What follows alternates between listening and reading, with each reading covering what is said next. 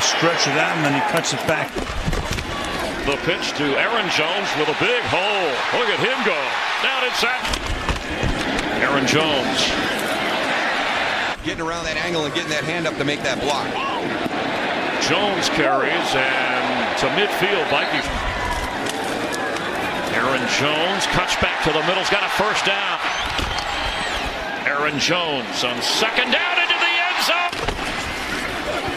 Aaron Jones slips one tackle and he's into the end zone for. That goes down as a reception. As this is a spinning touchdown. Pass is caught by Jones.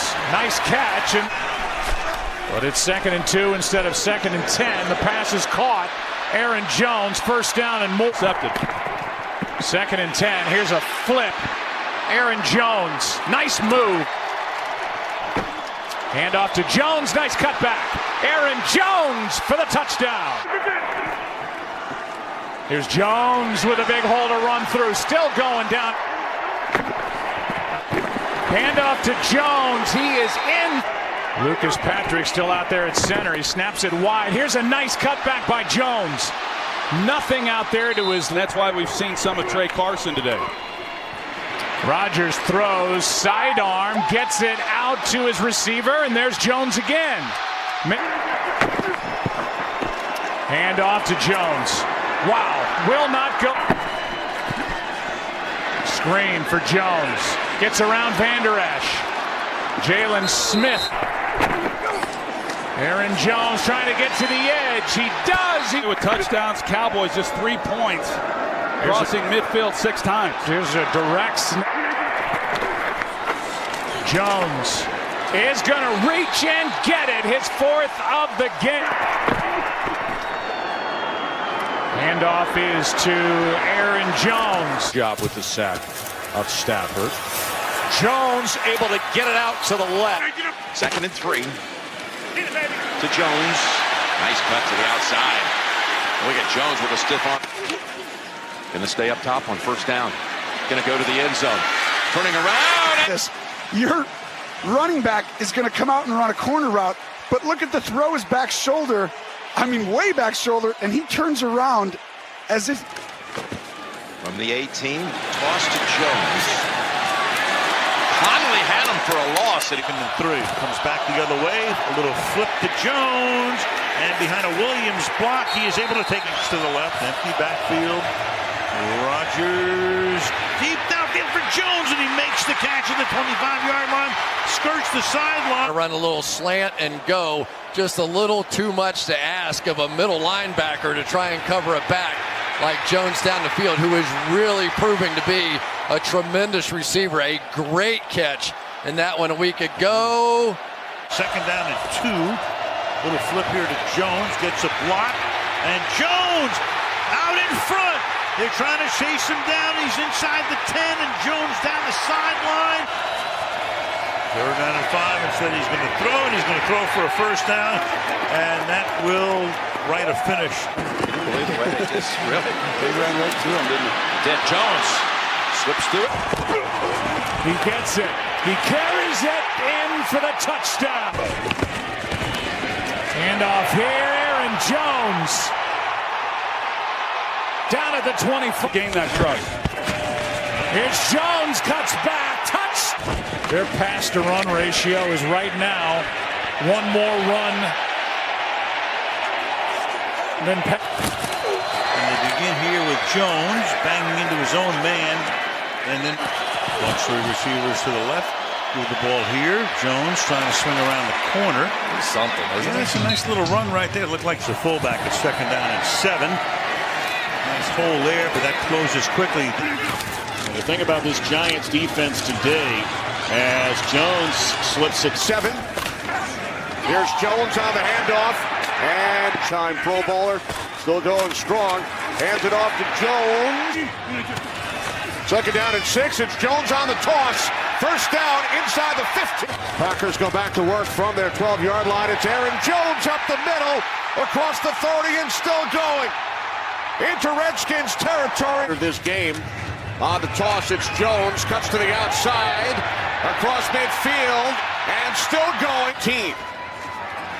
Rodgers from the end zone, fires downfield. Release, he's going to throw him the football. 10th play of his drive, it is Jones. Try to get him going, and he's got a seam. Aaron Jones still on his feet. Jones all the way in. He's going to give it to Jones. He's in. Jones on a good wham block that time by the tight end. Jones to the left side, inside the 5 and into the end zone. 6. Jones, look at that balance. Aaron Jones, see ya. You have Marquez Valdez-Scantling open the hole. Anytime you get a long run by a running back, usually a receiver makes a good block. Lazard's been making a lot of... First down. Here's Jones, makes a nice move and a big run for Aaron Jones. He'll do it again. Jones, good spin move. Oh, look at that run here today. Pressure right away on Rodgers and just gets rid of it to Jones, who's got a seam. Aaron Jones into field goal range and more. Hand off to start the day. Jones up on this possession. Here's Jones, nice cut. Jones, touchdown. Here's a toss. Aaron Jones running right, cuts back. Not much to show for the completions. Hand off here to Aaron Jones. Nice already at the 49ers 41 and a toss to Jones. Nice cutback. First and goal. Here's Aaron Jones looking for blocks. He's got a touchdown.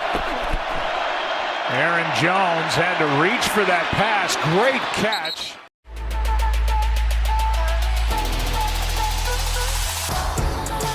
Hand off Aaron Jones, bouncing to the right. To the outside, to the pylon. High stepping, touchdown! Bouncing left to the outside, makes the turn, touchdown!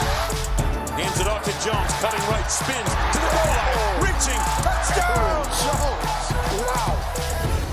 Aaron Jones had a career year, eclipsing 1,200 yards rushing and tallying a franchise-best 23 touchdowns, including the postseason. Give Jones up the middle, big hole, 15 to the 10, cutting left to the 5, touchdown! Number 33 made a giant year-over-year leap. In the 2019 regular season, Jones logged over 100 extra carries, gained 624 more total yards, and stacked 10 additional scores. Quick toss, Jones gets a block, cuts it back 40, 45, 50. He's off to the races. Touchdown, Aaron Jones. Oh, what a play! Jones became the first player in team history to post a 150-yard receiving game and a 150-yard rushing game in the same season. His 5 games with multiple rushing touchdowns ranked first in the NFL. Rodgers takes, gives Aaron Jones around the left end, gets a block, turns the corner, touchdown Green Bay! Against division opponents, Jones delivered, notching 100-plus yards or 2 TDs against all 3 NFC North foes. In the playoffs, the Packers back added 4 scores, matching the franchise record for most touchdowns in a single postseason. I've always been told I was small, too little when making this league, so just put my head down and work hard and continue to keep working, and the sky's the limit.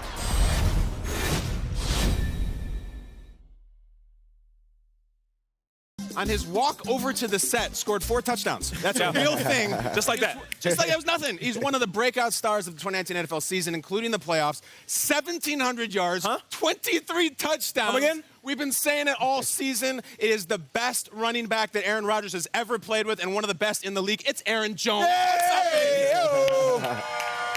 What's up, Showtime? How we feeling? I'm feeling great, you? Yeah. We're great to see you. We got to reconcile something because your numbers were insane. We talked about it all season. You were Mr. Red Zone, Mr. Everything. 23 total touchdowns in the playoffs. And yet you weren't Mr. Pro Bowl. And I know this cut deep. Where are you now with this ridiculous oversight?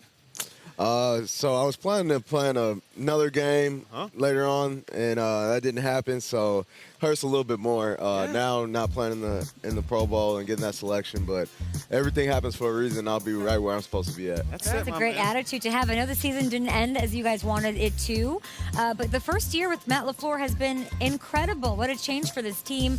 What was the one huge difference that he made for this squad? I would just say he brought us together as one. Just made us resilient, made us believe in ourselves, not blinking in the face of adversity when we face it. And you see the difference between last year and this year. In the NFL, a lot of games come down to one possession, and it's how you execute in those one possession games. And I felt like that's something that we did well this year. Does anybody ever talk about Matt LaFleur grooming his eyebrows? Great question. That is a great question. No, they don't. And I've never really paid attention to Coach LaFleur's eyebrows, so that's something I'm going to have to. Kyle does deep dives on them. I have to get that question. Did you get them threaded? Great eyebrows. Get some threaded? Look at that, man. Look at that. Perfectly manicured. Oh, yeah. Somebody shows up at the house and takes care of that. Those are manicured. His wife might take care of her. Yeah. Maybe so. Yeah. Aaron, we know the NFC Championship game didn't go as planned, but you guys have experience against this defense. We're trying to break down this Chiefs-49ers game. 2 times you guys went out there, didn't go great. What makes them so difficult on defense when you're an opposing offense trying to put up points against the 49ers? I would just say their front four and just the way their whole defense plays, their mentality, they swarm to the ball. You see a lot of energy. You don't see any loafs. You see guys flying around. And they want to be out there. You see them energetic once they're out there making plays. It could be a D lineman making a play, and you see the safety coming down celebrating with them, and it's contagious. We're at home watching this, everybody, or we're at the stadium, wherever it was. You're on the field. Did you know, like, boom, like, oh my gosh, this team's just a house on fire. Like, how are we going to deal with this? Or did you feel like we could still get back in this thing against that defense? I felt like we could still get back in it. I felt like we was running the ball well, and it was things that we done to ourselves, turnovers and penalties. So they're a great defense, but it's things that we done to ourselves as well. Let's talk about the other Aaron Rodgers. Now, we love Aaron. He came on the show last year. He's hilarious, dry sense of humor, but he loves to have a good time. But on the flip side, he can be really demanding. So kind of give us an experience or a look into your relationship. Is there something that jumps out when it comes to Aaron Rodgers on the field or even off of it? He's just a leader. I mean, I remember my first time running onto the field, and that would probably stick out with me the most. Running onto the field, week 5, hadn't took an offensive snap, third back coming in, and I get on the field, and he looks at me, he's like, hey, you know, I'm one of your biggest fans in this organization. What? And I'm like, I haven't even taken an offensive snap. Like, What? Preseason I have, but haven't taken an offensive snap. And for a future Hall of Famer to tell somebody who hasn't stepped on the field that. What did that do for your confidence? I did everything. It made me feel like I go out there. I went out there and scored a touchdown, and it was good. It was on Thursday night, and it made me feel on top of the world. He did that purposely. Yes, sir. He knew he needed more out of you. Yes, sir. He's just a great leader, and I love playing with him. That's It awesome. shows. And Aaron, we also know you love to have a good time, especially when you play the Cowboys and do the deuces, and we laughed our asses off about it, frankly. You're also such a self-starter. You produced a segment for our show, and the segment is called Aaron or Aaron, in which you're going to read facts, and then the 4 of us are going to say, does that fact apply to Aaron Jones or Aaron Rodgers? We have our surfaces right here. We got our surfaces right here. They got faces on them. Aaron Jones, start us off with the first Aaron or Aaron. Okay, Aaron or Aaron game. This Aaron was a high school basketball player and averaged 16.5 points per game as a senior. Ooh. Okay. I don't know. I'm looking at your frame, point guard, but, you know, you're probably a distributor. Quarterbacks, they get buckets. I'm going with Aaron Rodgers. I'm going with Rodgers. I'm thinking corner jumper like Drew Gooden right from the foul line. I went Rodgers, too, from the elbow, and maybe we're underestimating you. I'm going to go Aaron Jones. I see his proud family there. They're the cutest family I've ever seen, taking photos, videos, all of that. I'm here for this. You win. Aaron Jones. Oh, 16 a game. You was getting buckets? I was getting buckets. Me and my twin brother, we actually played our freshman year in college. That's as Whoa. well, You guys can give me the answer. Wait, you played in college, too? Yes, we played our freshman year in college. So. Word. At UTEP. You above the rim? You dunking? Oh, yes, sir. Above This guy the was a rim. point guard. Wait, this guy was a point guard at UTEP like Tim Hardaway. That's a really big steal, man. UTEP two-step. Yes, sir. Okay. Yes, sir. Yes, Come on, sir. baby. All right, what's next? Next one. This Aaron was so under-recruited that he had to attend junior college first before transferring to a bigger program. Ooh. Okay. You know what? I know Rodgers went to junior college. You shouting out to Butte? I'm cheating off of Peter. Yeah. I'm cheating off of Peter. I'm going with Peter. Aaron Rodgers. Butte. Are we right? You guys are right. Yeah. I was under-recruited, but Aaron Rodgers, of course, under-recruited Butte College. And then, all right, we've got like 90 seconds. Let's get through Okay, this Aaron has a brother who spent time on the Baltimore Ravens roster. I'm going to go with your bro. Because if he was hooping like you was hooping and playing football, and y'all got a whole family full of athletes, I'm going with bro. I mean, Rodgers' brother was on The Bachelor. He might as well have been a Raven also. That's a different roster, I Peter. 1000% think that this is true, and it was Aaron Jones. What a family. They dunk and play basketball, and we're doing Ravens. It's got to be Aaron Jones. Aaron Jones? Aaron Jones. Definitely. Yeah. Shout your brother's name out. What's his name? My brother's name is Alvin Jones Jr. Okay. Alvin Jones Jr. Alvin Okay, Jones. AJ. Okay. This Aaron's favorite movie is the Marlon Wayans classic, The Sixth Man. Oh. Dean Harrison? Okay, I'm in. Your whole family's going. Aaron Rodgers' favorite movie is probably like Steve Zissou or something in The Life Aquatic. I'm going to go with you, buddy. Life Aquatic. I'm going with this, too. I love this movie. Kadeem Harrison, Classic. Tolkien. Classic. Yeah, Marlon Wayans. Yeah. You guys haven't seen Yeah! it? That's definitely me. You Incredible. guys haven't Hurt you. seen it. Hey, when he gotta passed see away, it. it hurt you. I wanna say- Make you cry every time. Made me cry. Made me Julio think might of my have the brother. One more. All right, like this Celtic Aaron pride. trainer used to take potato chips to his heels to help with his footwork. Oh, that's so That seems awesome. very Rodgers-y. Well, with the way your feet I think move, that I'm That going just Aaron Jones. feels going Aaron Rodgers-y.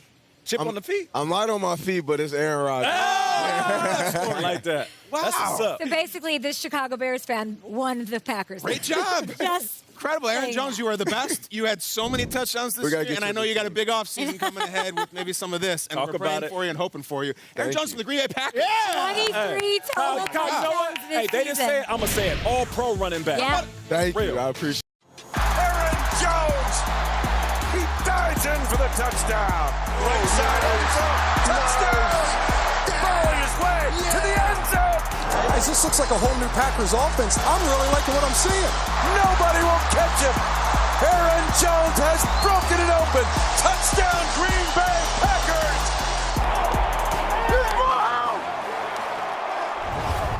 Welcome back. Joining us now, record-setting running back Aaron Jones. Aaron, welcome to the program.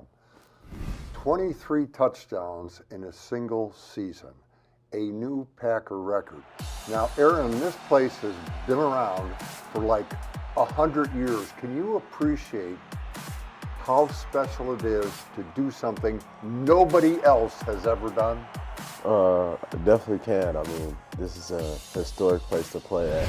Lambeau, there's no place like it, and for it to be around for 100 years and my name's at the top of that is definitely something special. But I had help getting there, my offensive linemen, blocking unit, tight ends, receivers.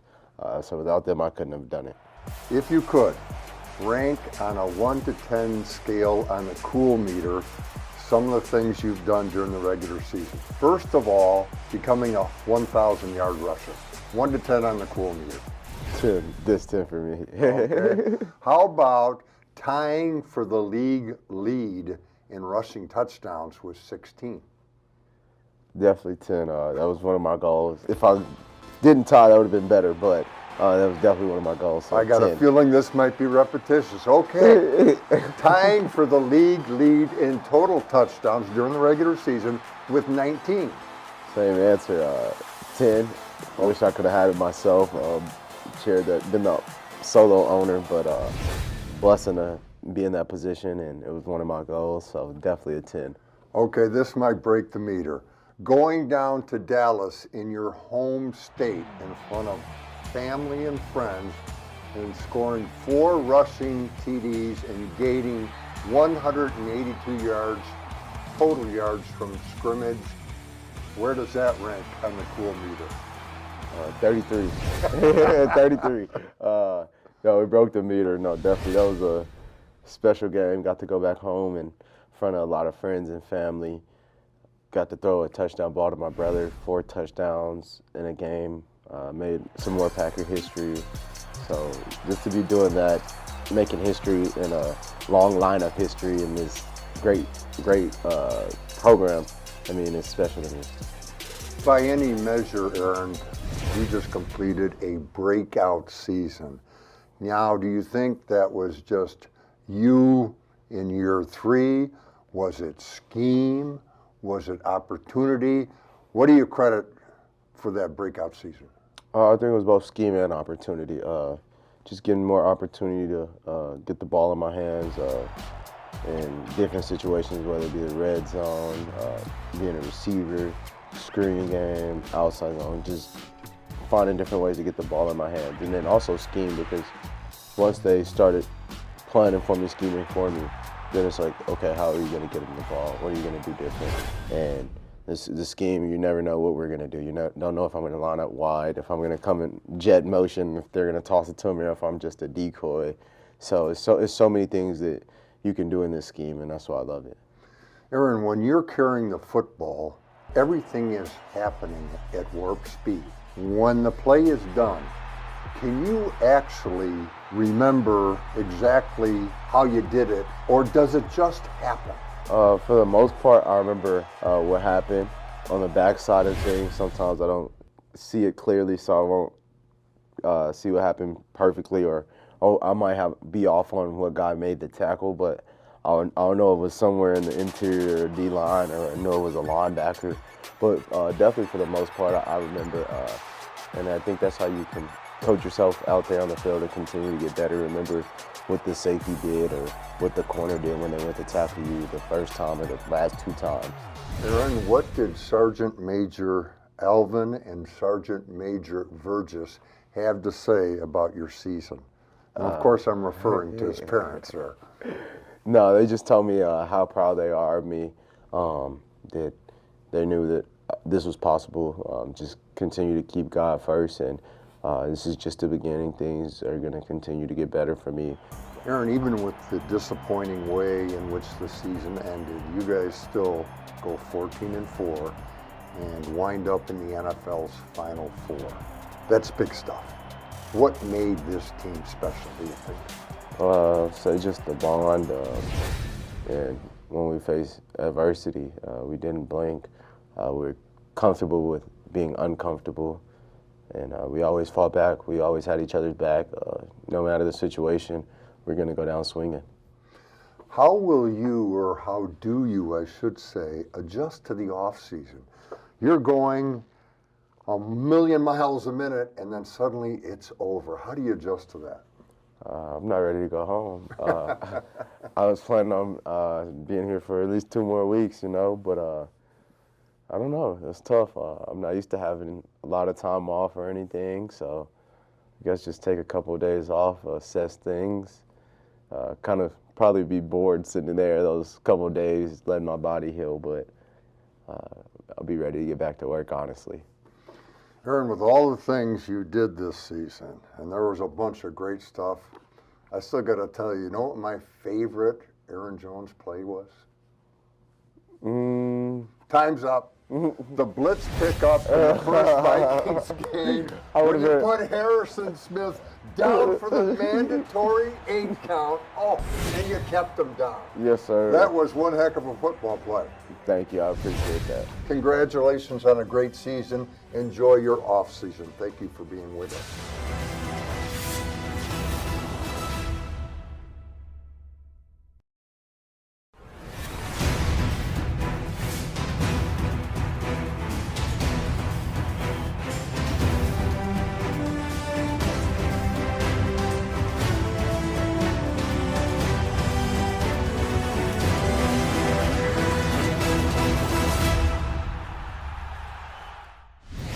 Hello, everyone, and welcome to Total Packers with Matt LaFleur, Larry McCarron, along with the head coach of the Green Bay Packers, and Matt, 14-4, making the NFL's Final Four. I know it didn't end the way you wanted it to, but you and your team have an awful lot to be proud of. Yeah, it only ends well for one team at the end of the year, so it was an unfortunate way to go out, but really proud of our guys. I thought they were resilient all season long, gave great effort, and we accomplished a lot of great things. Don't want to dwell on the 49er game, but is there anything you take away from it, learn from it, shall we say? Yeah, I think so. I think number one is you got to make sure each and every play counts, and we had way too many mistakes in that game, and they were able to methodically run the ball right through us, and can't have turnovers in big-time games as well, and that was a huge factor in the game. With the end of the season, you go through exit interviews. What have you learned from them? A lot of positives. I think guys were excited to be here, excited to come to work on a daily basis. I could tell our team is close, and that's going to be important for us moving forward as we continue that momentum into next season and keep it rolling. Now, this team, you mentioned it a moment ago, this team's attitude, something special. How do you bottle it up and maintain it going forward? I think that's the question that we're all asking right now, and that's going to be imperative to our success next season, is just trying to bottle that momentum up and making sure that we come back stronger, we come back hungrier, and hopefully finish this thing on the other end of the Super Bowl. Big story going into the season was your relationship with Aaron Rodgers.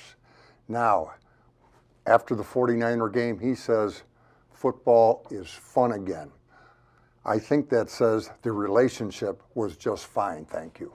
Yeah, no, we had a great time. We definitely learned a lot about each other, and that goes for everybody on this football team. And but it was a fun year. It'll be fun to pick up where we left off going into next season. Matt, the actual football, is there a thing or two that you were really happy with, and a thing or two that needs improving? Yeah, I think there's a lot of things to be proud of and to be happy with, but ultimately, at the end of the day, it's about improvement. And I think next year is going to have its new set of challenges, and our guys got to be ready for those. And it's always tough to build upon a 14-win season. So our guys better be coming back hungry and ready to work. Is being the head coach of the Green Bay Packers what you anticipated?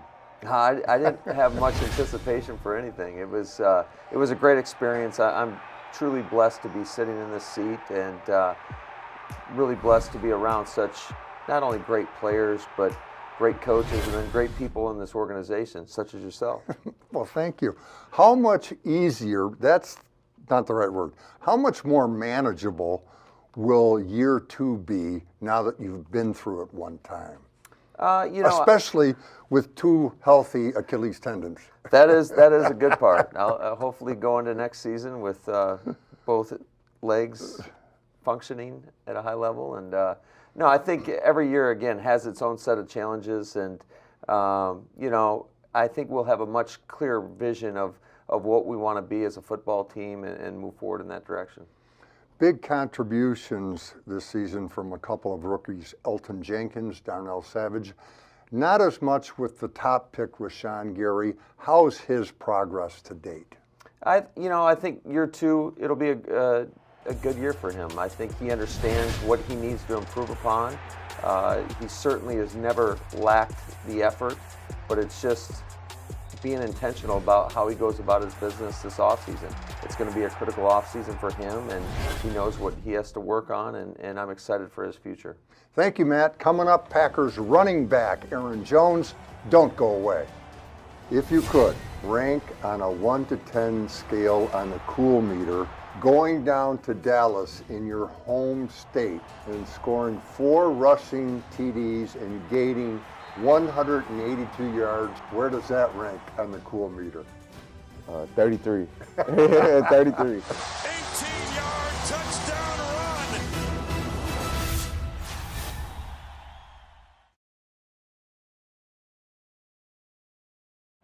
Total Packers with Matt LaFleur is brought to you by Bell & Health and by Fleet Farm.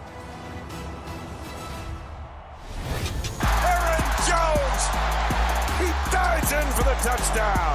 Right side ends up. Touchdown! Throwing his way to the end zone. Guys, this looks like a whole new Packers offense. I'm really liking what I'm seeing. Nobody will catch him. Aaron Jones has broken it open. Touchdown, Green Bay Packers.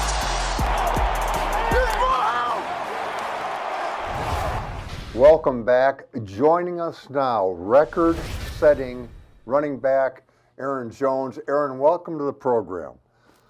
23 touchdowns in a single season, a new Packer record. Now, Aaron, this place has been around for like 100 years. Can you appreciate how special it is to do something nobody else has ever done? Definitely can. I mean, this is a historic place to play at. Lambeau, there's no place like it, and for it to be around for 100 years and my name's at the top of that is definitely something special. But I had help getting there. My offensive linemen, blocking unit, tight ends, receivers. So without them, I couldn't have done it. If you could, rank on a 1 to 10 scale on the cool meter some of the things you've done during the regular season. First of all, becoming a 1,000-yard rusher. 1 to 10 on the cool meter. 10. This 10 for me. Okay. How about tying for the league lead in rushing touchdowns with 16? Definitely 10. That was one of my goals. If I didn't tie, that would have been better, but that was definitely one of my goals. So I got 10. a feeling this might be repetitious. Okay. Tying for the league lead in total touchdowns during the regular season with 19. Same answer. 10. I wish I could have had it myself. Been the solo owner, but blessing to be in that position, and it was one of my goals, so definitely a 10. Okay, this might break the meter. Going down to Dallas in your home state in front of family and friends and scoring 4 rushing TDs and gaining 182 yards, total yards from scrimmage. Where does that rank on the cool meter? 33. 33.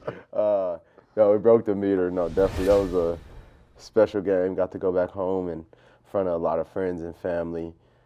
Got to throw a touchdown ball to my brother, 4 touchdowns in a game. Made some more Packer history. So just to be doing that, making history in a long line of history in this great program, I mean, it's special to me. By any measure, Aaron, you just completed a breakout season. Now, do you think that was just you in year 3? Was it scheme? Was it opportunity? What do you credit for that breakout season? I think it was both scheme and opportunity. Just getting more opportunity to get the ball in my hands in different situations, whether it be the red zone, being a receiver, screen game, outside zone, just finding different ways to get the ball in my hands. And then also scheme, because once they started planning for me, scheming for me, then it's like, okay, how are you going to get them the ball? What are you going to do different?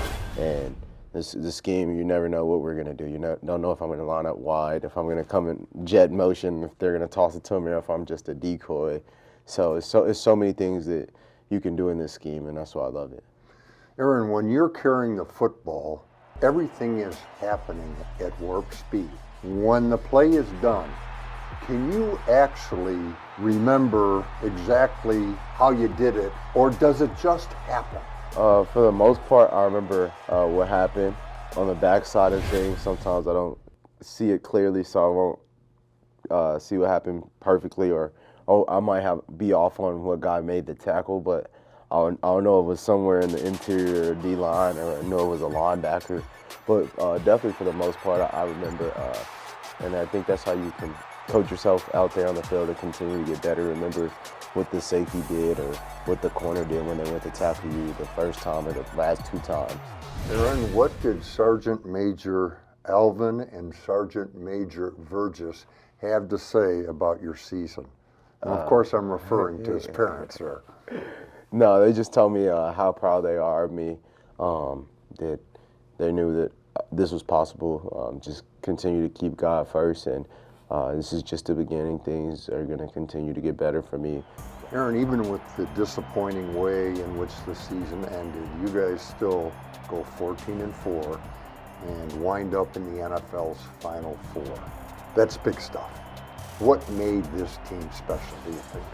So just the bond, and when we face adversity, we didn't blink. We're comfortable with being uncomfortable, and we always fought back. We always had each other's back. No matter the situation, we're going to go down swinging. How will you, or how do you, I should say, adjust to the off-season? You're going 1,000,000 miles a minute, and then suddenly it's over. How do you adjust to that? I'm not ready to go home. I was planning on being here for at least 2 more weeks, but I don't know. It's tough. I'm not used to having a lot of time off or anything, so I guess just take a couple of days off, assess things, kind of probably be bored sitting there those couple of days, letting my body heal, but I'll be ready to get back to work, honestly. Aaron, with all the things you did this season, and there was a bunch of great stuff, I still got to tell you, you know what my favorite Aaron Jones play was? Time's up. The blitz pickup in the first Vikings game when you put Harrison Smith down for the mandatory 8 count. Oh, and you kept him down. Yes, sir. That was one heck of a football play. Thank you. I appreciate that. Congratulations on a great season. Enjoy your off season. Thank you for being with us. Yes, Coming sir. up this week's Chalk Talk, don't go away.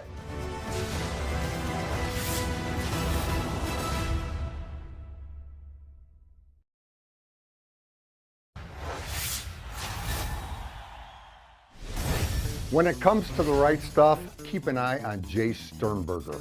Tight end, third-round draft choice out of Texas A&M, made his first career catch against Seattle, but that's not the right stuff I'm talking about. Jadeveon Clowney pulls him down by the helmet and face mask. Now watch Jace. Rookie, first career catch, Clowney, 6-year vet, 3-time Pro Bowl player, but Jace gets right in his grill, and he is not through. Now Jace is doing that fullback thing. He's right here, Clowney over there, and Jace is on a search and destroy mission, and he is successful. Then he's going to get up and say, hey, Clowney, keep your head on a swivel, buddy, because I am coming after you. So Jace plays with a burr in his saddle, and he's a natural receiver. The Packers in desperate need of a score, and Aaron Rodgers is looking right. Nothing there. He's looking left, nothing there, and now he's just looking, period. Packers covered here, covered there, and watch Jace uncover. Stops on a dime, reverses direction, parallels Aaron's movement, and then gets in his field of vision. Touchdown Packers. Jace Sternberger as a rookie. Just 3 catches, just 15 yards, just 1 touchdown. But keep an eye on him. I see improvement every day from him. I love his intent when he goes out there on the field. He is very purposeful in what he wants to accomplish each and every day, and it's showing. Rodgers on the run, throws the end zone, touchdown on the back line of the end zone. Jace Sternberger with his first touchdown.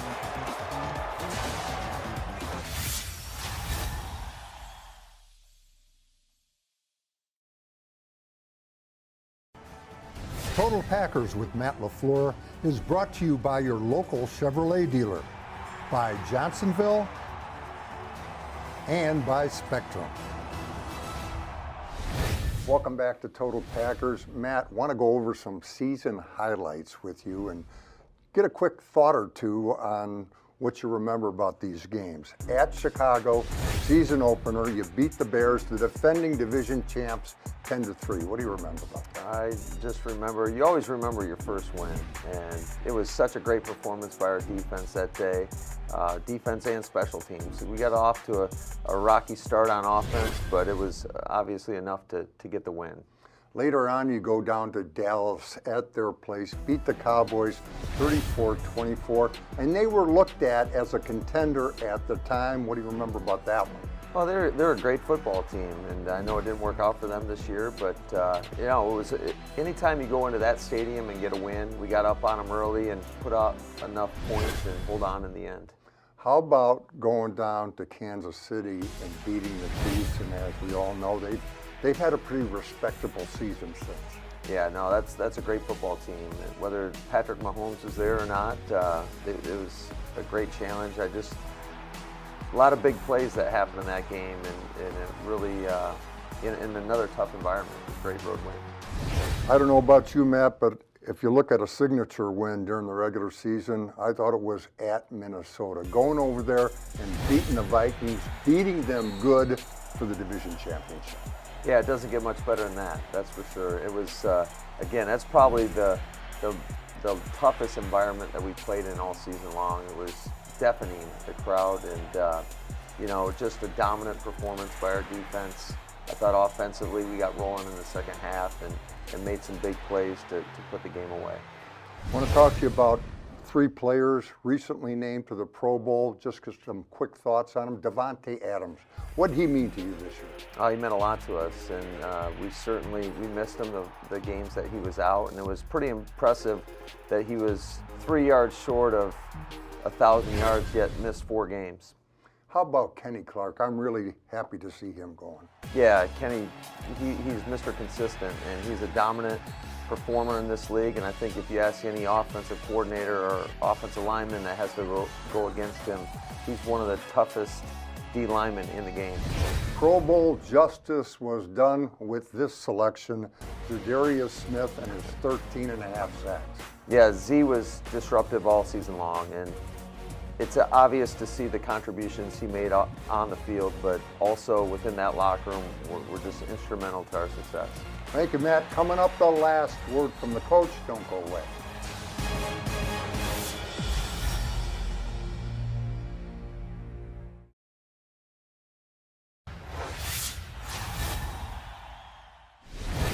Welcome back. Time for the last word from the coach. And Matt, things are never quite the same.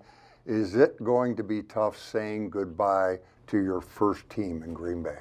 Absolutely. I think that was the toughest part of the job, is going in there and after the loss, addressing that locker room and just, telling them thank you and appreciative of all their efforts, because they gave great effort all season long.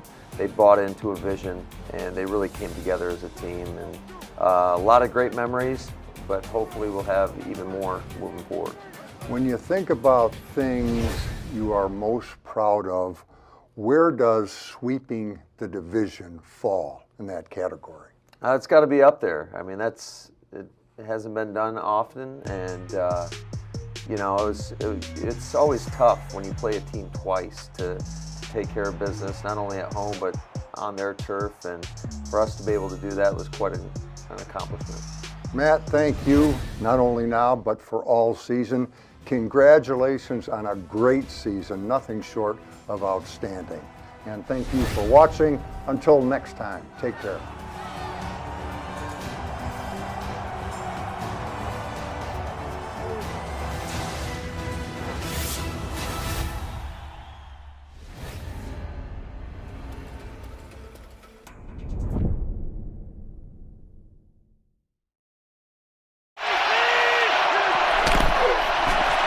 Handoff here for the touchdown for Aaron Jones.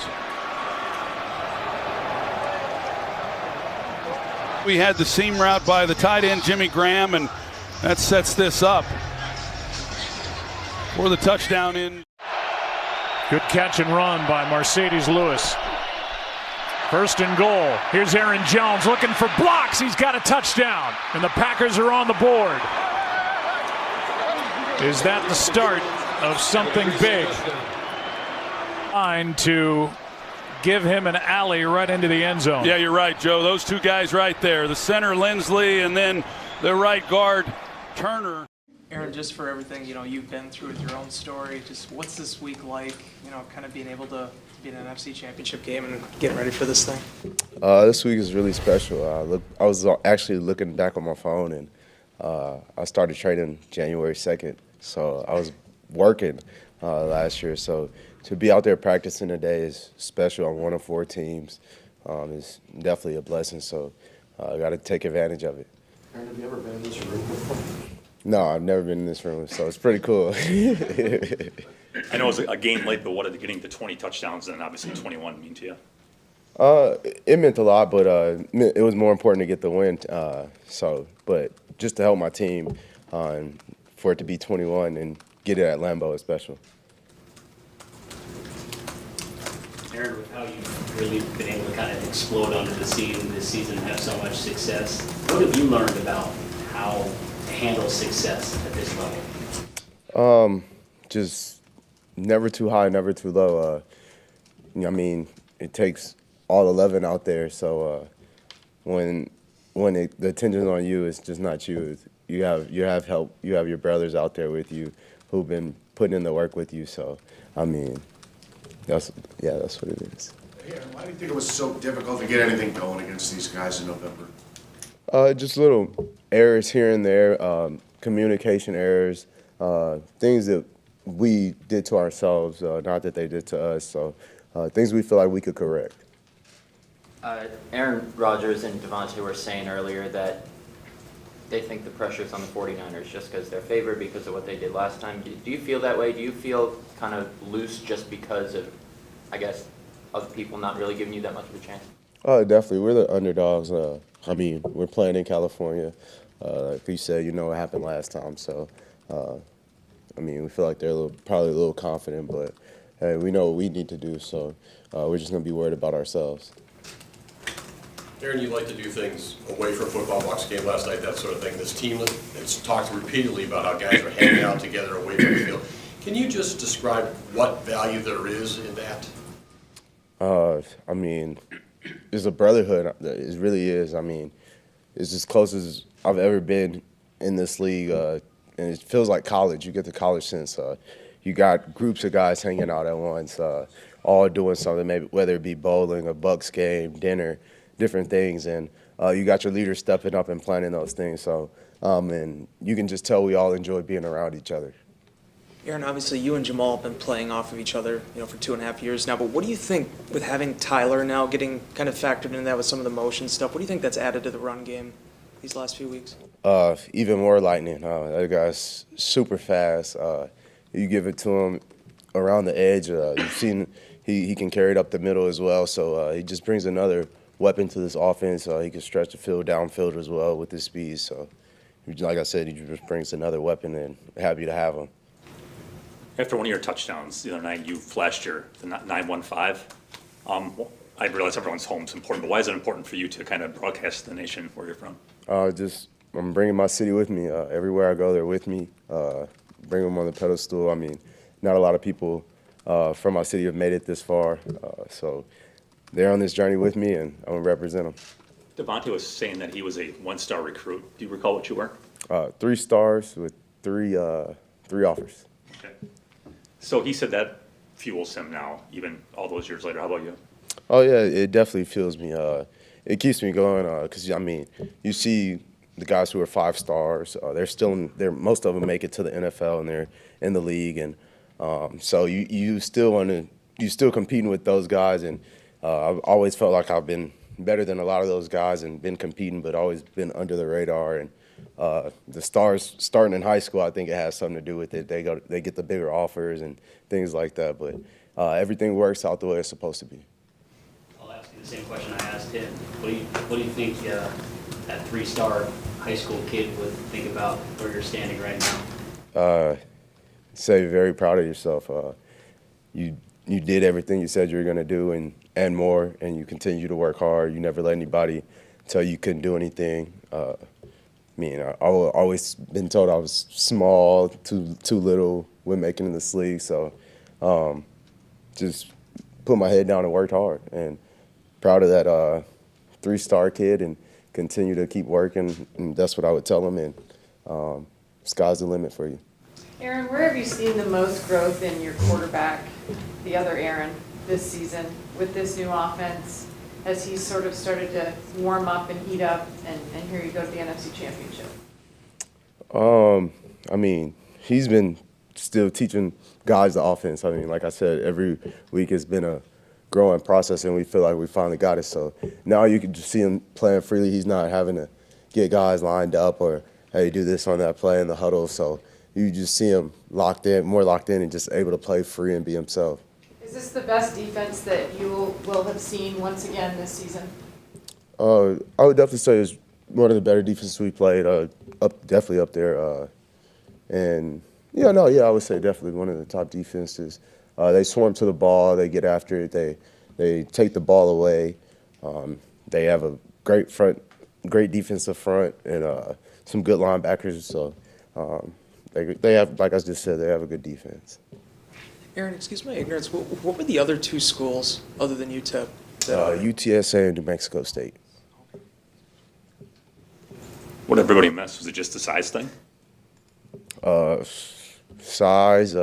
Nobody comes to El Paso and recruit.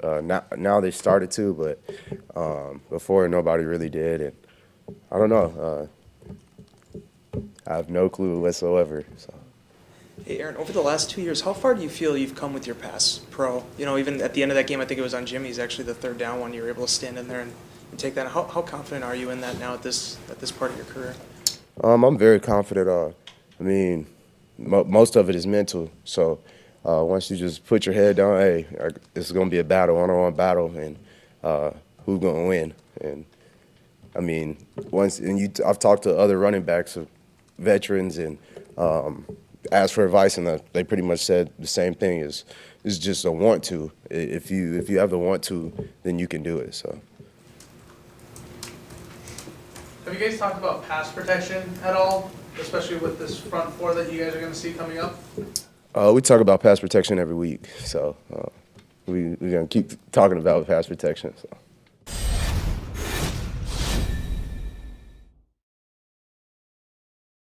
How did you guys set that up? Just preparation. We knew we had to come out fast, and we know if we did that, we would be set ourselves up in good position, and I feel like that's something we did do.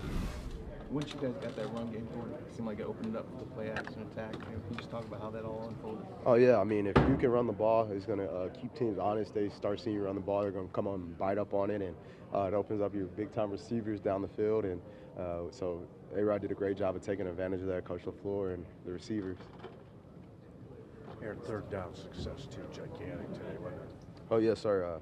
I mean, it keeps you on the field, and that's something we've kind of been stressing all year. We got to get better on third down. And but one of the things was being a manageable third down situation. So even when we were in third and long, A-Rod did his thing with the ball and found some completions. He had a couple of sub-50% games down the stretch. A lot of people talking. Did you see anything different from him this week at all to give you that performance again tonight? Just locked in a little bit more, letting everybody know, hey, this is playoff football this winter, go home.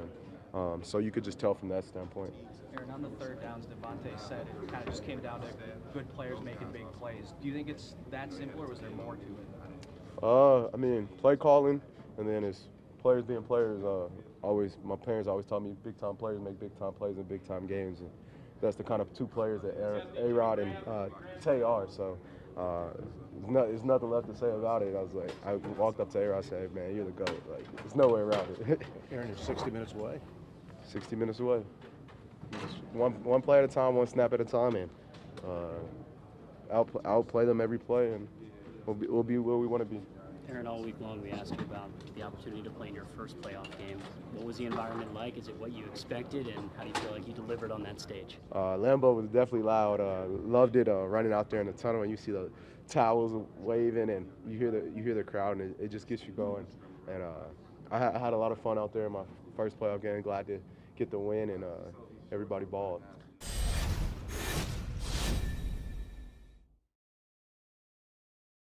I want to start this breakdown by watching Aaron Rodgers, the maestro, go to work against the 49ers. He sends Aaron Jones out, and number 20 for the 49ers, Jimmy Ward, goes with him. Man coverage. Now Aaron Rodgers gets what he wants. Now he points right here to Davante Adams, his favorite target, his most trusted receiver. He's telling him right now, come and get it. It's all yours. Just follow David Bakhtiari into the end zone for an easy touchdown. I say this because Davante Adams in 2014 was the 9th wide receiver taken in the NFL draft. A draft that included Sammy Watkins and Mike Evans and OBJ and Brandon Cooks. But maybe nobody has improved more than Davante Adams since 2014. So I say this in a wide receiver heavy draft. It doesn't matter where you get drafted.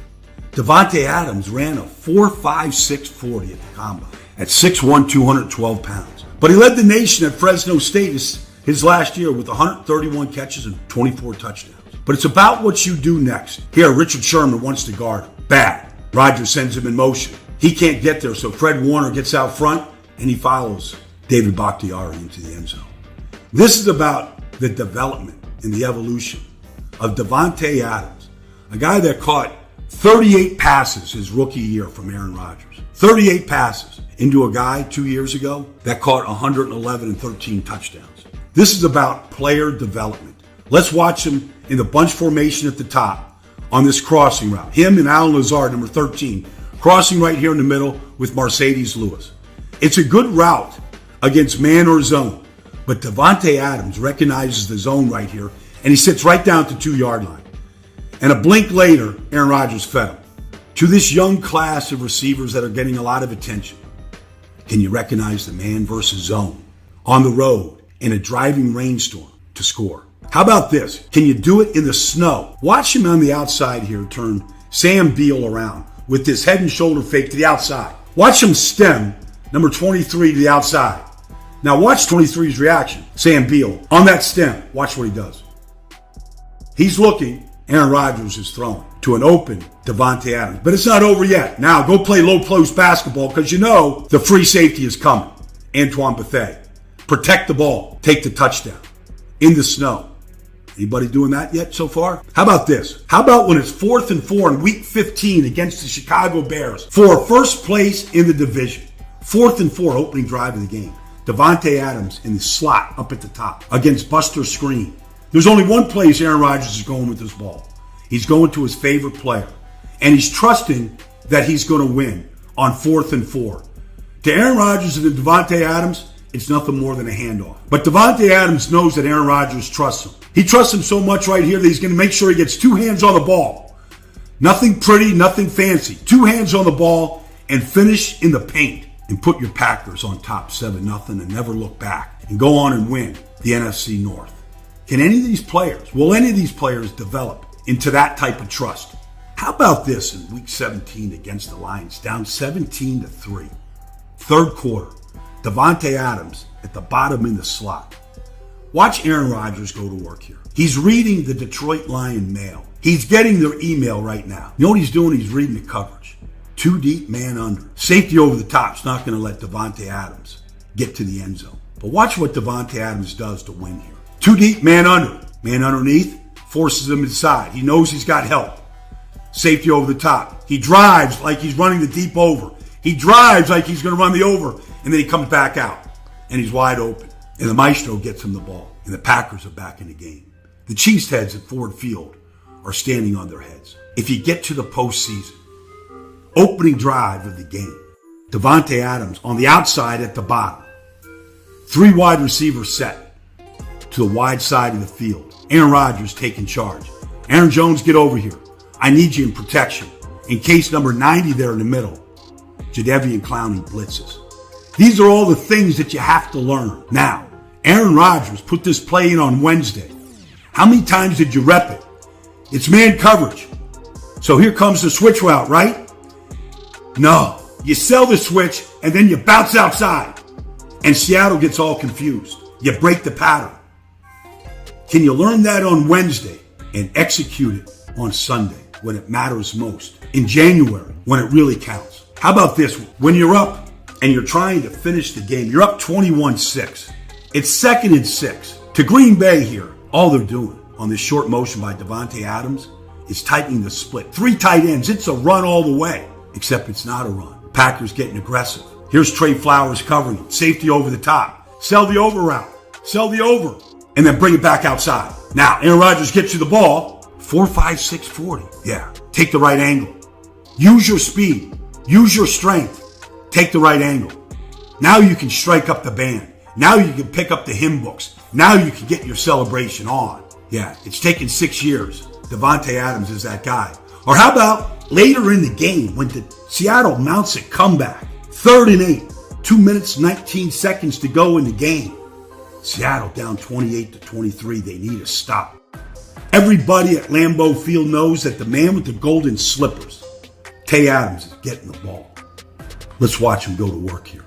Only one place Aaron Rodgers is going. He's going with the spray fade right here. Little dance, a little separation. Can you finish the game out when you need it most? How dependable will you become? How quickly can you develop that trust in your quarterback the way Davante Adams has earned the trust of Aaron Rodgers? How about when you're getting smoked in a playoff game in the 4th quarter down 34-13? You just need a play, anything, and you're going up against Richard Sherman, one of the best in the business. He's going to try and jam you at the bottom. You take a good release and you turn them around. Not just turn them, but you stack them. You stack them, and then you track it.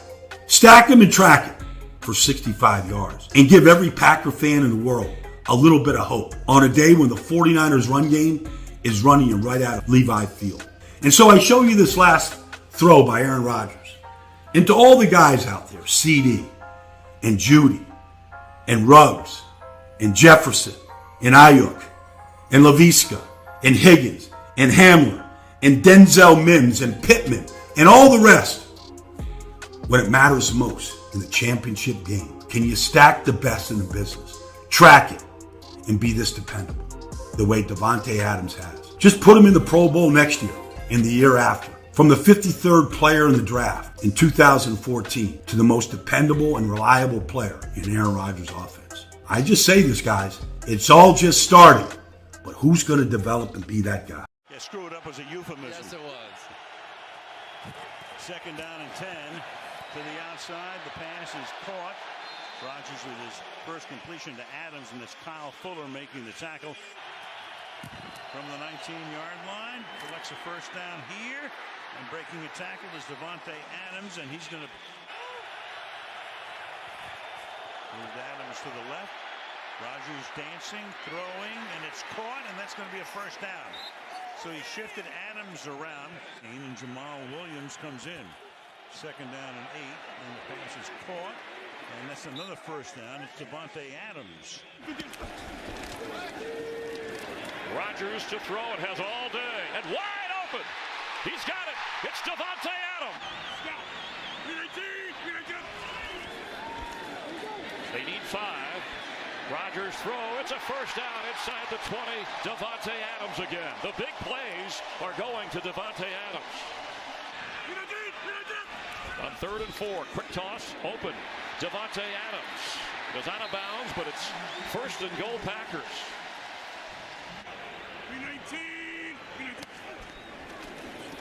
Rodgers has it on the move to Davante Adams inside the 20. Running back winds up. Rodgers goes in front of that, and it's a first down catch, Davante Adams.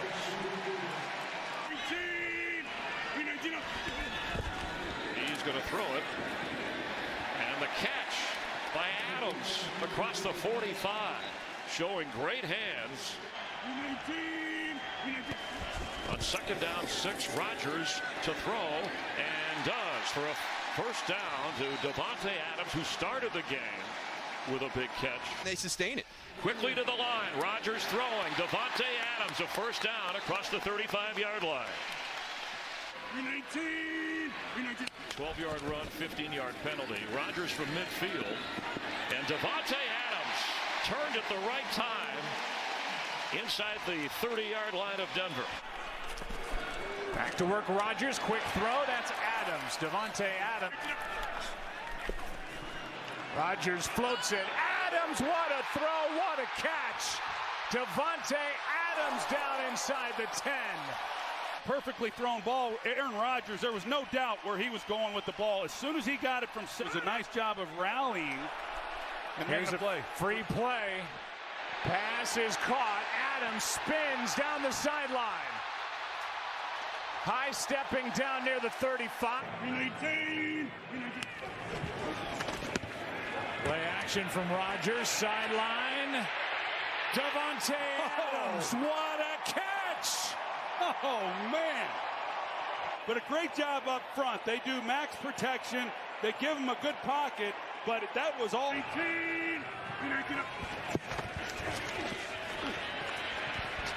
From the end zone, Adams wide open. On 2nd and 26, Rodgers to Davante Adams. Apparently not tonight. Second down and goal. Little toss here to Davante Adams, and he will take it into the end zone. Bakhtiari through the block there, so they finally get in. Yeah, do you go for 2 here now? I think you do. First touchdown of the year for Adams. Work for them in this game. We have an amped up defensive line really pursuing, so you just try to take advantage of that. Just get them going side. They don't make it. It's a 3-possession game. for a big two-point conversion, and open is Adams. So they convert. Two-point conversion. Adams all 8 points. To 30% touches. That's Williams in the backfield again, and they're looking that way. Now Rodgers steps up, delivers a strike to Davante Adams, and a touchdown for Green Bay. Back-to-back games, touchdown receptions for the great Davante Adams. You sit it down and have faith and confidence that the guy that sees the field better than anyone ready to go. Aaron Rodgers on 3rd down and goal to the end zone, and it's a touchdown for Davante Adams. There is a flag on the field at the far 5-yard line, but that's because the Giant defenders had too many men on the field. And Aaron Rodgers looked at the confused sidelines of the Giants, and of course, what he's always done his whole career. Rodgers, 4-man rush, gonna float it down the seam. Adams has it, and he's in. Touchdown, Packers.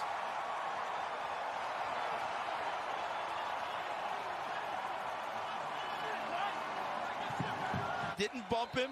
Adams free release off the line of scrimmage, ball right over the top of Screen's head. And the initial touch. On 2nd down, it's a fake for Rodgers, who fires over the middle. It's caught by Davante Adams with room to run. Adams finally taken down inside the 40. Berhaha Clinton-Dix, but a big gain of 34. Like there's only so much you can ask of them when this offense is coming up this short tonight. 2nd and 8. Rodgers in rhythm on the in-cutting route and gets it complete to Davante Adams. 2 minutes to go first half. Packers down by 14. Rodgers going deep. He's got Adams open, and he hits him in stride. Davante Adams in stride from Aaron Rodgers all the way down to the 30. 4-man rush. Rodgers going for the end zone. He's got Adams, and he's got it for the touchdown.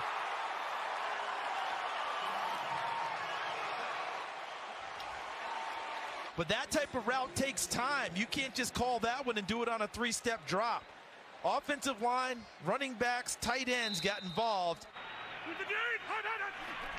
3rd down and 7. Rodgers backs up, throws. Adams, touchdown, Green Bay.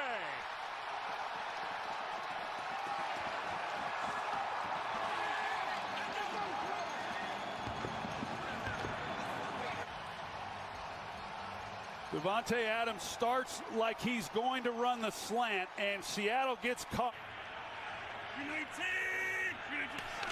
Leading after 1. Rodgers fakes it, throws it. Adams, he's been busy. Big play again into Seattle territory.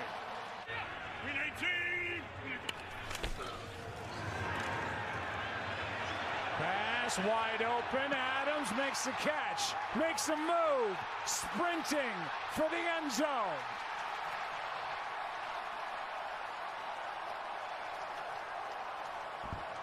Out by Matt LaFleur. Watch the action by Aaron Rodgers. He's going to act as though he's going to roll out, then to his right. And you're expecting Davante Adams to continue on the move on the deep crosser. But instead, he puts his foot in the ground. 3rd down and 8. Pass to Adams. What a throw and catch. What a play. What a time for it. Has been to 2. He's 1-1 with the Seahawks trying to get back to another Super Bowl. 2nd down and 10. Nice catch. One-handed grab by Adams, who leaps for the 1st down. What a difference from a week ago against Seattle. And what they did on 3rd down. Rodgers going to air it out. Davante Adams downfield. He's got it. And there's a big chunk down inside the 25 as the Packers look for life. Sherman, normally he's in more of an off coverage. He's able to stay on top of the receiver. 4th down and 13. Pass is caught. Hope continues for the Packers for the moment as Davante Adams makes the grab. 14-14. Davante Adams gonna pass it downfield, and he gets it to Kenny Galladay. So a trick play to start this drive for the NFC. Easily the most of any player in NFL history in the first 4 seasons of their career. Cousins to the end zone, and it is Davante Adams with the touchdown. So divisional rivals connecting to give the NFC the lead. Touchdown catch for Davante Adams. Nice accurate throw. Start of the 4th quarter here. 31-27 AFC. Kirk Cousins to Adams again.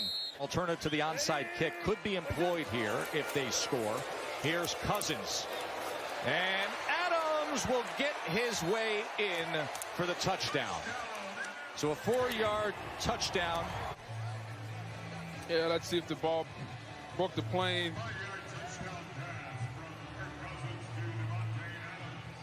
Yes, sir. Up to the PA. Matt, how you doing?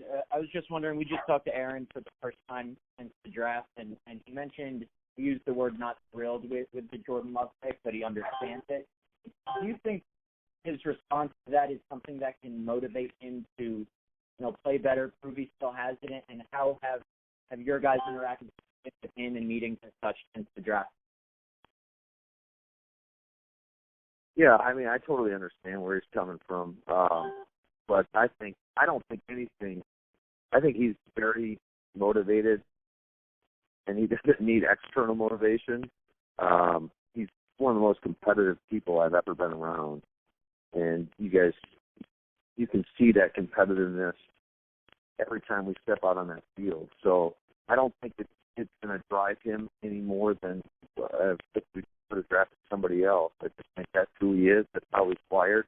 That's why he's achieved the things that he's done throughout his career. And as far as like the meetings and whatnot that we've had going on, they've been outstanding. And he's been such a pro. And just to me, every time we get together, he just continues to prove why he's the leader of our team.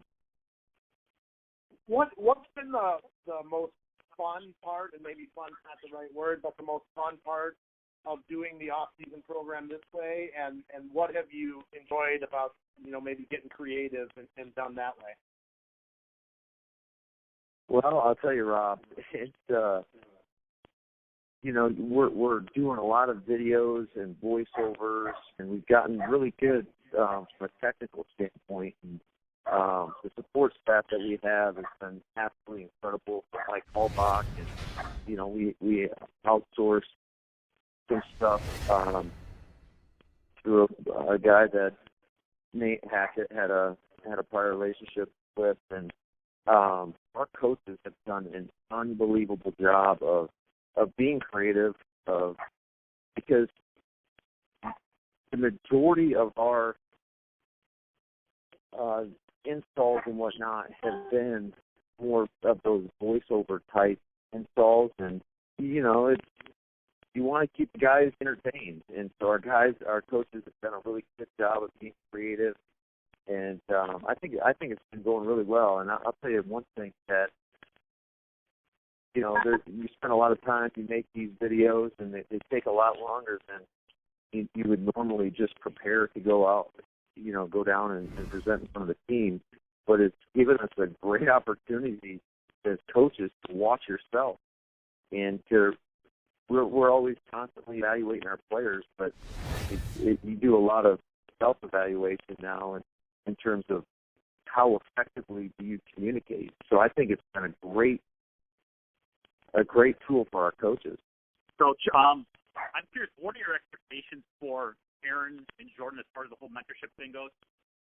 Yeah, honestly, I think there's a lot that kind of gets overblown there. I think it's more or less, Jordan's going to have the ability to learn from one of the greatest to ever play the game, and he's just going to sit back, and you learn so much by watching a guy play at such a high level. And so, I don't think it's going to be, anything different than any other backup quarterback, how the approach they take from learning from the starter.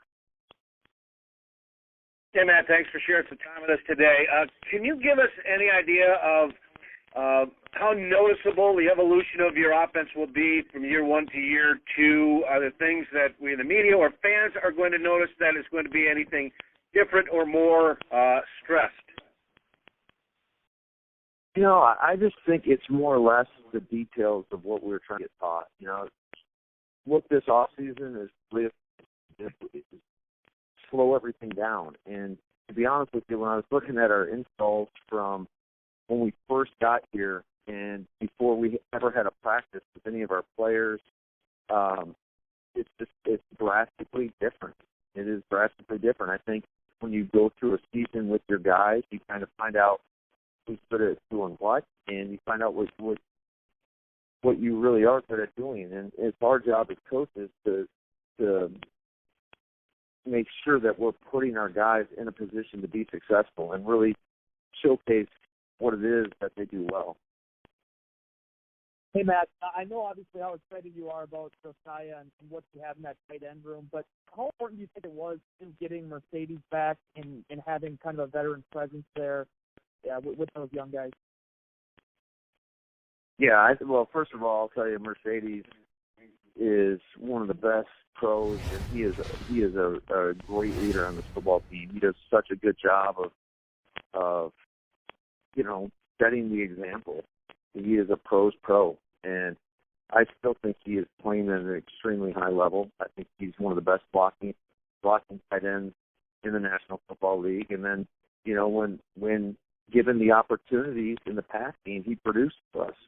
I know we didn't target him a bunch, but he made some critical plays throughout the course of the season. There was a touchdown versus the Giants. There was a big pass that we had,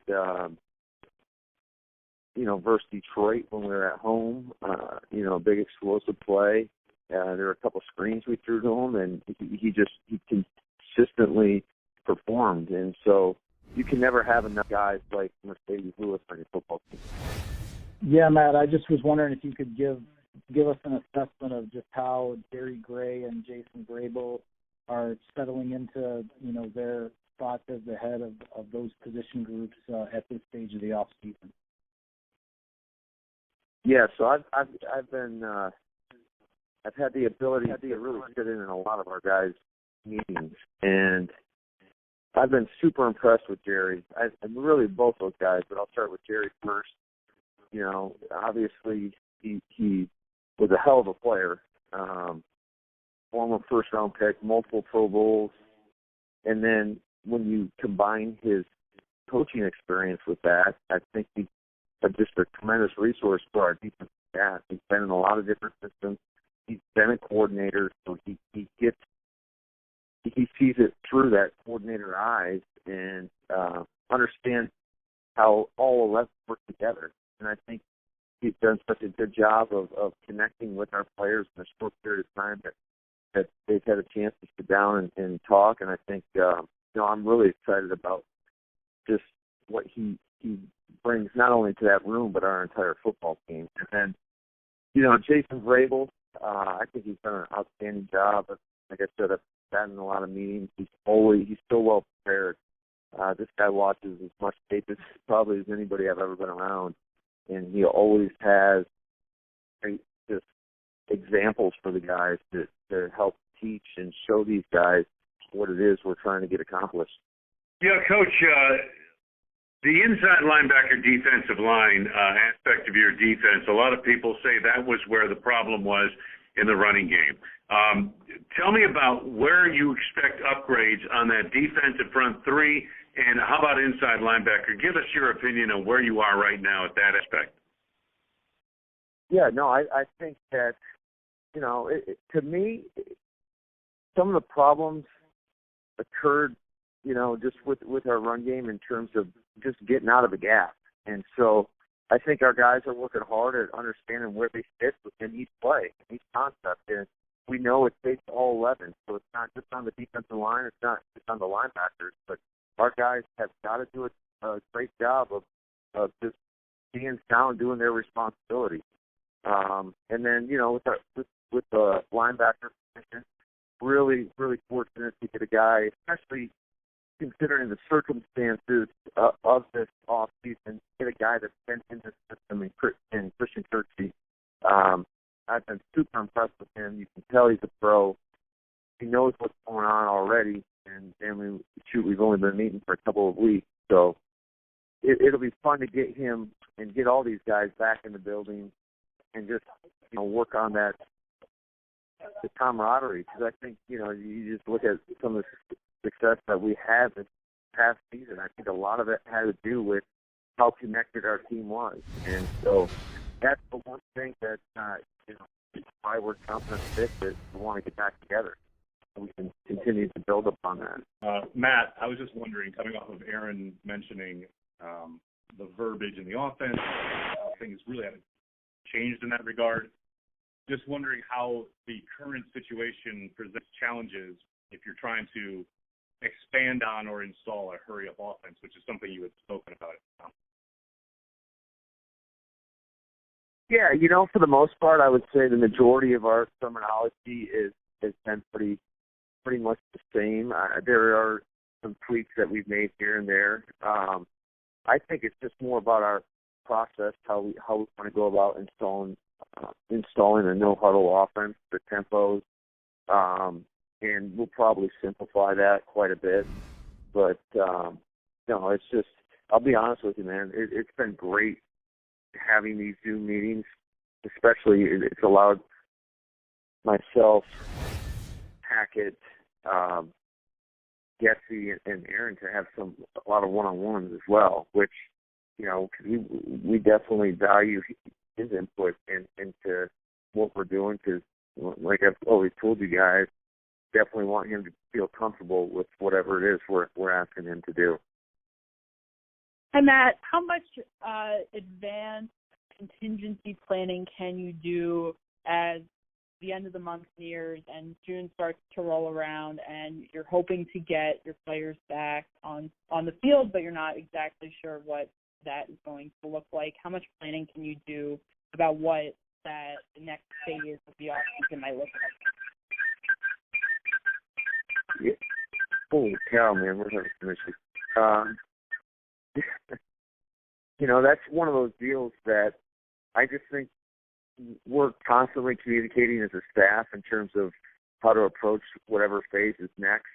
But my mindset is just kind of, and I should say our mindset has been more or less we're going to keep operating in this virtual space until told otherwise. And, yeah, will we have a plan? If things change, absolutely. But it's going to be more or less those plans will kind of come together once we get clear direction. Hey, Matt, thanks so much for taking the time today. I'm just curious if you've had any chance to kind of reflect back on your first year as head coach of the NFL, and if so, maybe what's the biggest thing that you've learned in that first year? And then kind of as a follow-up from your time stepping in the door and meeting with the team from the first point until now, is there a player that's really stood out to you who's maybe made the most improvement? Well, I think you're constantly learning, every day in this job. And we're always just trying to, there's been a lot of reflection in how we can handle things, better to the best of our ability. In those conversations, we constantly have after action reports where we get together as a staff and talk about what we like about certain things and, what we learned from whatever phase we're in or whatever it is we're doing, and then the adjustments that we want to make moving forward. And can you repeat that second part of your question? Yeah, just from the moment that you kind of stepped in the door and met with the team from the first point until now, is there a player that's really shown the most improvement to you over that time frame? I can't say anybody in particular stands out. I think the majority of our guys have shown a lot of improvement. So, and that's going to be the key. That's going to be a key moving forward for us to get that. The next step is these guys are going to have to continue to put their best foot forward, because we do know this, that at some point in time this will all end and we will be back together, and we just got to make sure that everybody understands the importance of maximizing the time that they have right now, and that when we are ready to go, that we can hit the ground running. Hey, Matt. Thanks for your patience this afternoon on with all of us, by the way. What's the best thing Jordan Love to do between now and when you see him physically, when you guys get to work it out that way? Yeah, I just think it's more or less making sure he's got the mental side of our offense down to the best of his ability. And, I think that's always a challenge for whether you're playing quarterback or whatever position you're playing, is a lot of guys, they learn through those reps, whether they're good or bad. And so it's just making sure he gets the most out of those meetings, and then he's got to go work at it on his own. Hey, Matt, how did you approach, I guess, the first meeting, if you will? Were you able to do a team meeting with all the windows up, or how did you try to communicate your first messaging of resetting 2020 with the guys in this way, or do you think you just have to kind of wait to a degree?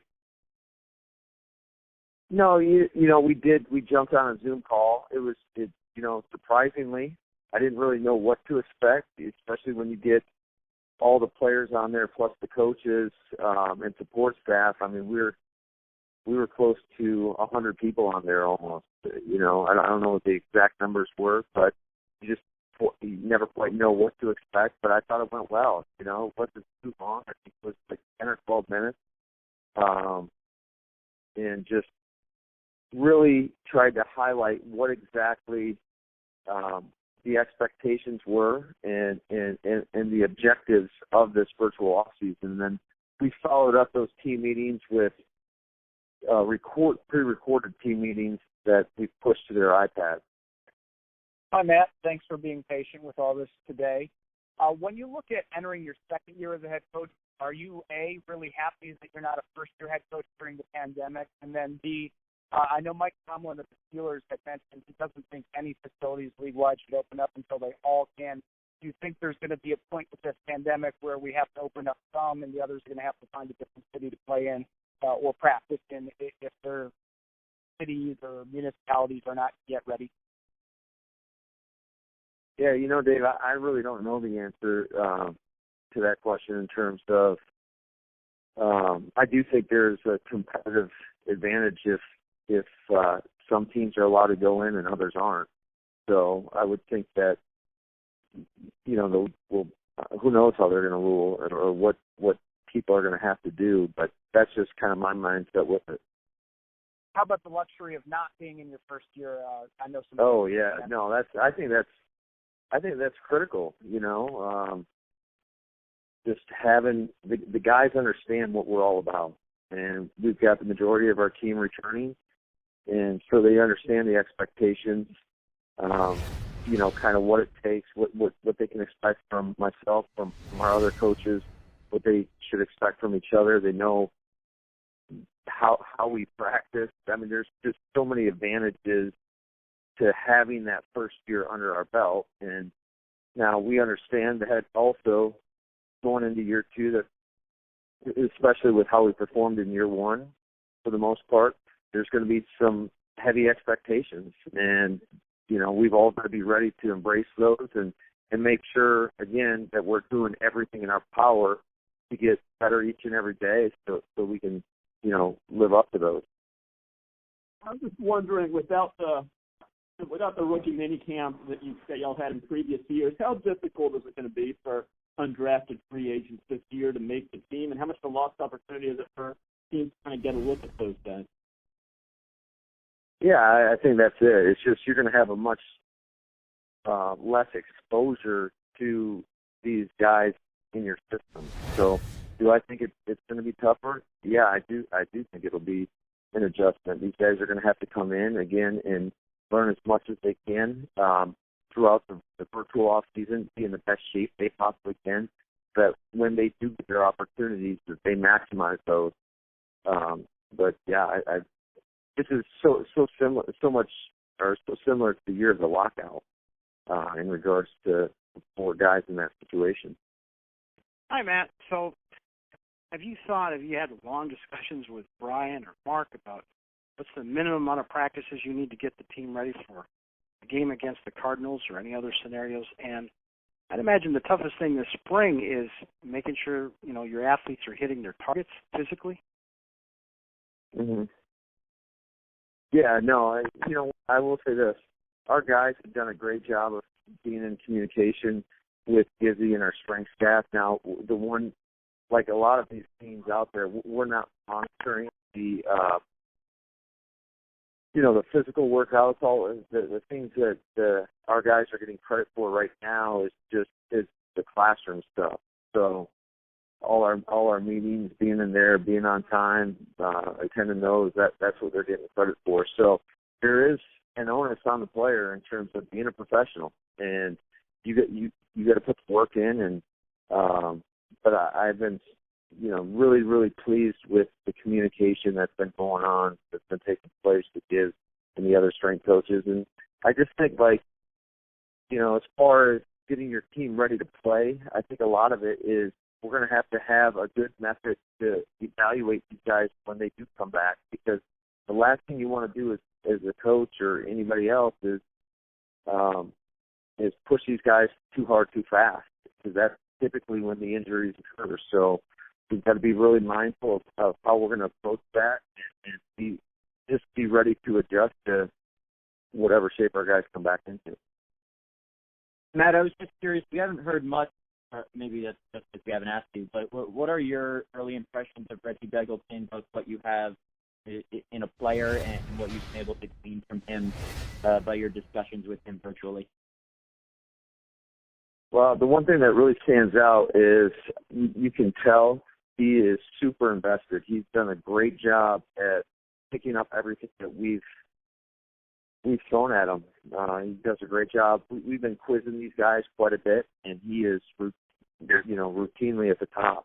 So I've been just super impressed with his approach, and just excited to see him and see what he's got to offer on the field. Hey, Matt. So the preseason is coming up quickly, so I was curious, are you planning on having fans in the stands for those games? You know what? I have not really put a whole lot of thought into it, to be honest with you. Do I think it would be odd without fans? I do, but, that might be the circumstances that we're faced, and whatever it is, we'll embrace it. I'm hoping they're there, but if they're not, then we'll just embrace it. Hey, Matt, the league has a number of minority coaching fellowships on a shorter-term basis, not a year-long position. Why did you decide to create a year-long position, and why are you bringing in Ravel to be the first person to fill that position? Yeah, so, Mark came to me with this a while ago and asked me if that's something we'd be interested in doing. I said, heck yeah, and I'm sure many of you know I go way back with Ravel.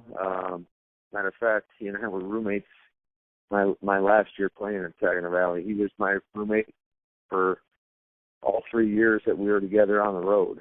So I've had a long relationship with him. I've always thought a lot about him, not only as a player, but as a person, first and foremost. And he's been pretty successful outside of the football world, and I just think he's got such a dynamic personality. I think he's an unbelievable communicator, and he played 7 years in the National Football League. So I just thought that he's been a guy that I've been trying to get into the coaching business for a while, and he finally thought the timing was right for him and his family.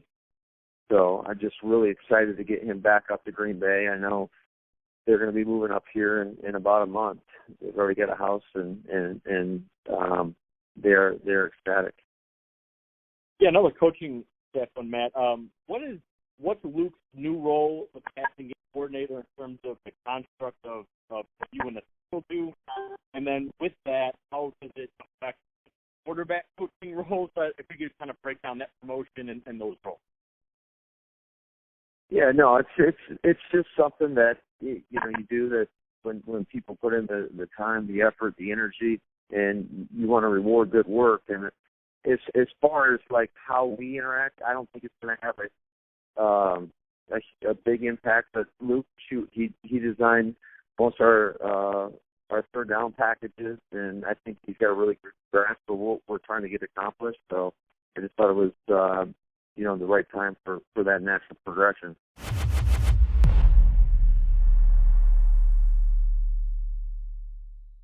Hey everybody, it's Larry, Wes, and Mike with another virtual edition of Three Things. Wes, you are up. Well, Larry, we are firmly in the NFL offseason now, and most of the questions have been answered on the Packers roster. One lingering one, though, is how they're going to proceed at nickel cornerback. Going into the NFL draft, Brian Gutekunst said they'll revisit whether or not to re-sign Tramon Williams or some other veterans down the road. There's going to be time to assess that. They also talked very glowingly, though, about some internal candidates already on the roster, namely Chandon Sullivan, the undrafted free agent who signed last May by the Packers, ended up making the 53-man roster, then carved out a spot for himself in the dime defense. A lot of nice measurables coming out of Georgia State, but just didn't have much buzz. And now here he is, going into an uncertain offseason, but certainly one that could be filled with a lot of opportunity for that very young cornerback. Thank you, Wes. And Mike, what is your thing? Well, I know I spoke a lot in the lead up to the draft about what the Packers' opponents in the NFC North were going to do, and the big story along those lines is the Minnesota Vikings drafted 15 players, the largest draft class in the history of the 7-round NFL draft. They lost a lot of players in free agency and for salary cap reasons. They traded their number one wide receiver. They replaced him with that first-round pick at wide receiver and are retooling some of their positions on defense. A big draft class and a lot of hope for Minnesota to get help from their rookies. Thank you, Mike. And guys, let's face it, the 800-pound gorilla in the room is the whole Aaron Rodgers, Jordan Love thing.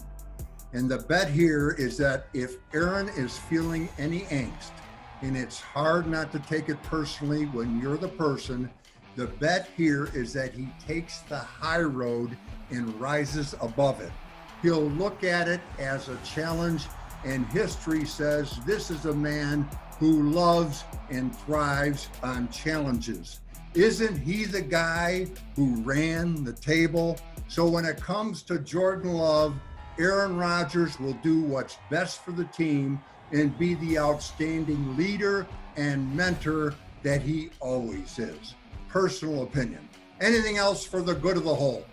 Well, Larry, I don't want to speak for yourself or for even Mike over there, but what a week this has been. I mean, this has been kind of uncharted waters for the NFL, both for Packers.com and also the league as a whole. And all things considered, I think the virtual draft actually went relatively smoothly. We'll see what kind of lessons they take from that now as we hopefully go back into some normalcy next year. All right, that's three guys with three things. See you next time.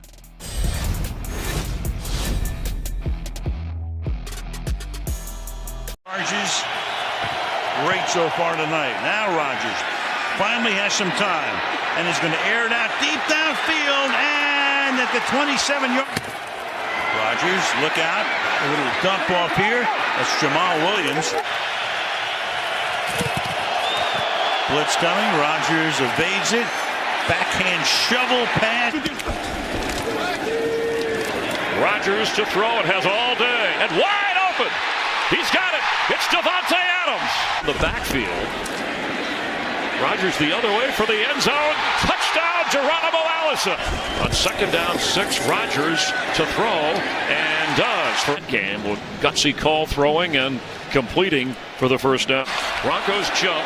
Free play for Rodgers. He knows where to go with it. For Valdez-Scantling in the end zone. It's only a 3-man rush on Rodgers. So he's going to move around a little and throw on the run. Sideline catch. All right, thank you, Mike Pereira. Watching all the games, keeping an eye on things. Rodgers floats one. Catch may. It's going to be Danny Vitale. Rodgers floats it. Adams, what a throw, what a catch.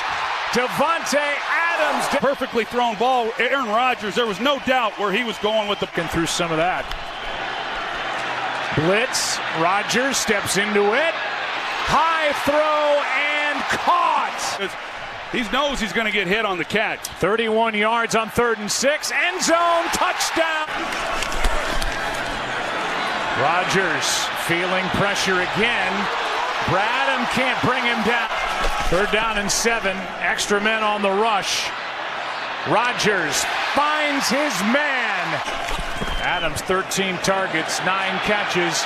Graham, touchdown. Their defense, which was so good in that department over the first 3 games. Here's one that is caught. He's back there with Rodgers right now. Rodgers throws, has Jimmy Graham. Rodgers flips it, pass is caught by combine on the stop, but well, Malik Collins, that's a pretty good move. A little athleticism by Aaron Rodgers. One punched up at the line of scrimmage. Rodgers keeps, steps up, and throws high and caught. We've seen some of Trey Carson today. Rodgers throws, sidearm, gets it out to his receiver, and there's Jones again. Settles down, and that's what these players do. You see 24, they kind of throttle down because they're afraid to come in. Holmes as well. Exactly. So 1st and 20 after the holding. Pressure on Rodgers as he gets it complete. With Aaron Jones in the backfield, and he'll pass on 2nd and 1, and he'll take a shot. And Davante holds it in. 2nd and 1. Rodgers extending the play, looking for an option, and finding in stride Mercedes Lewis. Just moments ago earlier here. 3rd down and 5. Rodgers same side.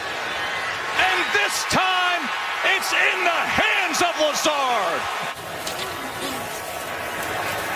2nd and 7. Look at the time he has. And somehow Jimmy Graham is able to hold on to that right at the marker, as you see. Going to stay up top on 1st down. Going to go to the end zone. Turning around, and did he make the catch? What a catch it is by Aaron Jones. Rodgers out of the backfield to Williams. It's an incredible throw. Watch Rodgers. The pocket's tight around him. He can't step anything. This is that force where you just jump and you fire it. All you do is jump off the ground. That's that ground force we talk about. Wind, field is solid as Rodgers goes for something much bigger. Kumaro dives for the pylon. It's a touchdown. Exactly what the official call was on that. Gruden was upset about a hold call earlier as Rodgers launches deep. Valdez-Scantling. Jimmy Graham's wide open across the field, but Aaron says, nope, I've done this with Jordy Nelson a million times. And when they get that coverage and this play, he's thinking home run. And what a route. Watch this. Corner. Boom. Post corner. Back over to the post, they call it. Going to the end zone. And the ball is caught. Blitz coming. Rodgers stepping away. Throws deep downfield, and that will be caught. Next to the left, empty backfield. Rodgers deep downfield for Jones, and he makes the catch at the 25-yard line. Skirts the side. No play zone. They back off. They rush only 3. Still put pressure on. Get to him, but he gets it away. Vitale in the game. Nice block. And the pass is caught. Problems in the secondary. They've got it screwed up. They're going to have a defensive end out there. 3rd and 1. Rodgers under pressure again and just has to flip it, and it is going to be caught by Williams for the touchdown. Aaron Rodgers just put this in the perfect spot. How do you land it there? As you're going down. What a throw that was. Clear the backfield. Rodgers dancing around, buying time. Will take off for it, and he will reach it. He's got it. 3rd down and 9. Rodgers out to his right, finds his man. Play action from Rodgers, sideline. Davante Adams, what a catch! Oh, man. From the end zone, Adams wide open.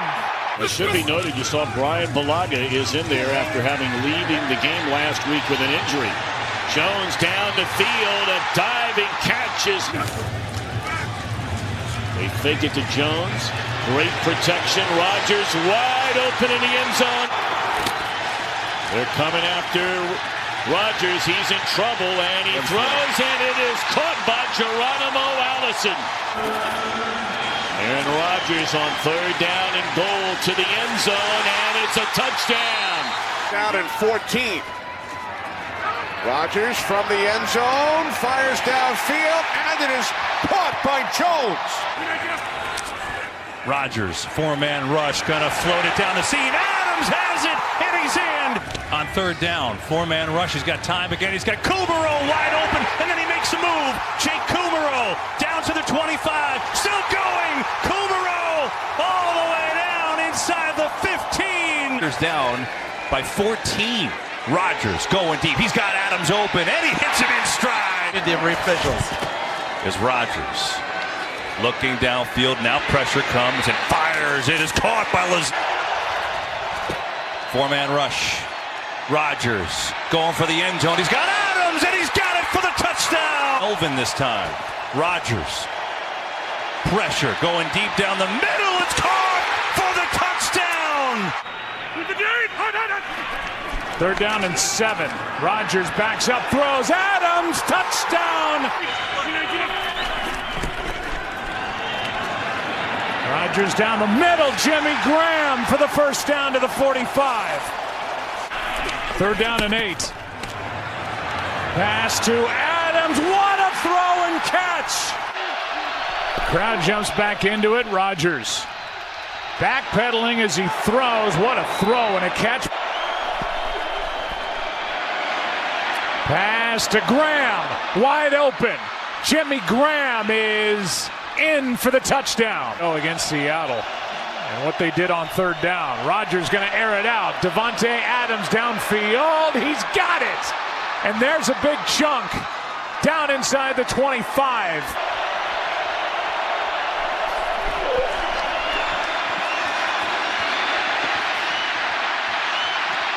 Rodgers throws, pass, caught, touchdown. It's the rookie Sternberger. And the Packers climbing back into this game with 8:13 left.